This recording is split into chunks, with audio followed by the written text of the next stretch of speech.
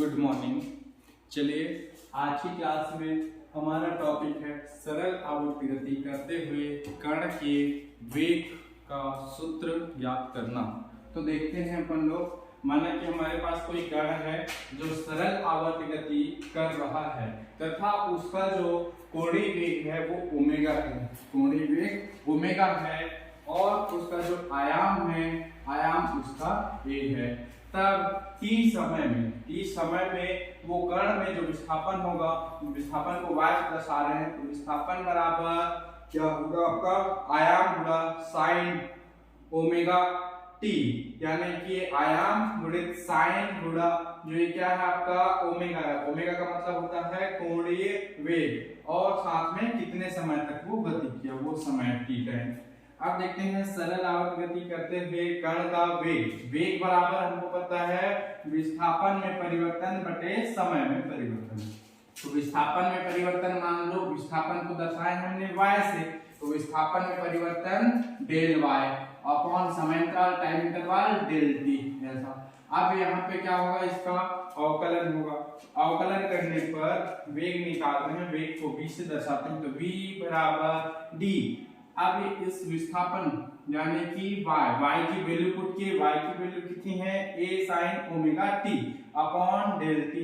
अब यहाँ पर देखना है a जो है नियतांक है, a निकल गया बाहर, v बराबर a निकल गया बाहर। अब यहाँ पे अवकलन होगा किसका, sin ओमेगा t का, किसके सापेक्ष t के सापेक्ष, तो d sin omega t upon t।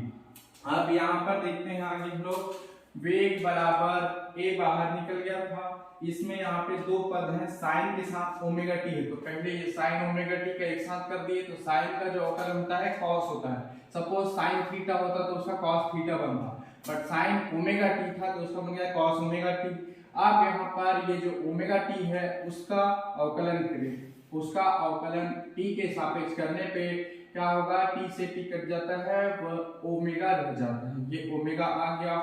सूत्र है जैसे कि अपना डेल ओमेगा है, इसका टी के सापेक्ष क्या हो रहा है अवकलन हो रहा है, तो इसका आंसर आता है ओनली ओमेगा, ठीक है ओमेगा हो गया।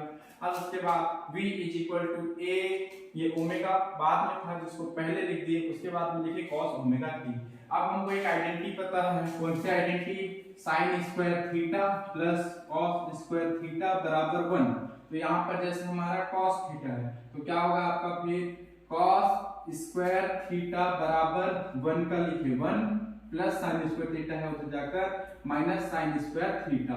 यहाँ cos में स्क्वायर लगा है, स्क्वायर को हटाएंगे तो cos थीटा बराबर इधर पे रूट लग गया 1 माइनस साइन स्क्वायर थीटा हो गया ऐसे। तो ऐसे करके cos ओमेगा t यानी कि cos इसको पूरा थीटा मान लीजिए, तो cos थीटा बराबर क्या लिख सकते हैं under root 1 minus sine square theta.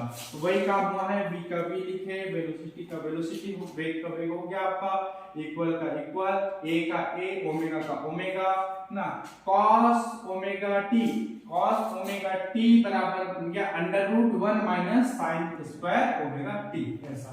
अब हमको पता है यहाँ से क्या पता है, y इज इक्वल टू देखिएगा y is equal to a sine omega t, तो क्या हो जाएगा अपना y a का पक्षांतर कर दिए तो a आ गया कहाँ पे गुणा में था, गया भाग में, बराबर साइन ओमेगा t।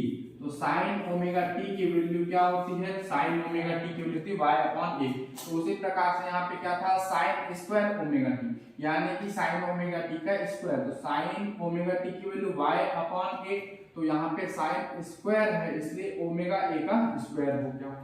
अब इसके बाद में v is equal to a omega, यहाँ पे क्या है इसके हर में 1 है, ठीक है, इसके हर में a का स्क्वायर है, होल स्क्वायर स्क्वायर, यहाँ पे लेते हैं एलसीएम, तो 1 और a स्क्वायर का एलसीएम आया a स्क्वायर, 1 को बनाया हमने a का स्क्वायर, तो 1 में किसका मल्टीप्लाई किया a स्क्वायर का, नीचे यानी हर में a स्क्वायर का मल्टीप्लाई किए तो अंश में भी a स्क्वायर का मल्टीप्लाई करेंगे, a स्क्वायर बन जा a स्क्वायर माइनस का माइनस ओमेगा स्क्वायर का ओमेगा स्क्वायर अपॉन में आ गया a का स्क्वायर।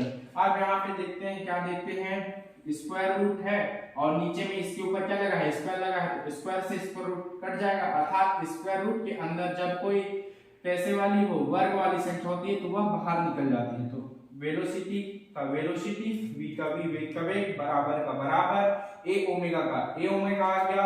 हर में जो a का स्क्वायर था वो रूट से बाहर निकल के a बन गया स्वतंत्र रूप से।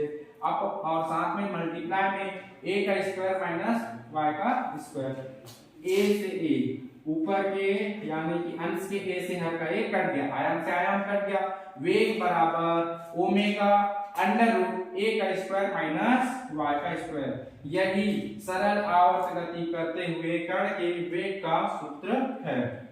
अब यहाँ पर देखते हैं, यदि वेग अधिकतम चाहिए, वेग अधिकतम चाहिए तो क्या होगा, y का मान यदि शून्य हो, y का मान शून्य हो, तो y का मान जब शून्य होगा तो ये शून्य हो गया, y स्क्वायर शून्य हुआ, शून्य होने से क्या हो जाएगा, only v is equal to omega into a का स्क्वायर, ये तो शून्य हो गया, a का स्क्वायर है, स्क्वायर से स्क्वायर रूट कट जाएगा, v is equal to omega a answer आ जाएगा। अधिकतम वेग के लिए y का मान शून्य होना चाहिए। तो यही था आपके सरल आवर्त गति करते हुए कण के लिए वेग ज्ञात करने का सूत्र। v बराबर ओमेगा अंडर रूट a का स्क्वायर माइनस y का स्क्वायर, अर्थात वेग बराबर क्या है आपका, ये कोणीय वेग गुणा अंडर रूट के अंदर आयाम का वर्ग माइनस विस्थापन का वर्ग। Okay that's